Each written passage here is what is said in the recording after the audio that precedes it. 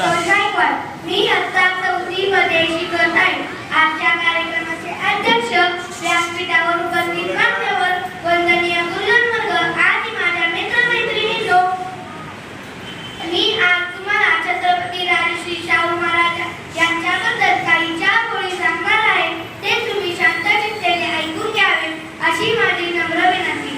सिंहाची चाल, गरुडाची नजर, महिलांचा आदर, शत्रूचे मर्दन, असे असावे पावड्यांचे वर्तन. ही छत्रपती शाहू महाराजांची शिकवण, ही छत्रपती शाहू महाराजांची शिकवण. जे होऊन चंदन अशा राजश्री शाहू महाराजांना करतो मी त्रिवार वंदन. जे होऊन चंदन अशा राजश्री शाहू महाराजांना करतो मी त्रिवार वंदन. कर्तव्य दक्ष आरक्षणाचे जगत छत्रपती राजश्री शाहू महाराज यांना माझा मुद्रा. छत्रपती राजश्री शाहू महाराजांचे कर्तव्य आणि नेतृत्व विशाल होते. ते राजघराण्यात राहूनही लोकांसाठी जगले आणि रयतेचा लोकराजा ठरले.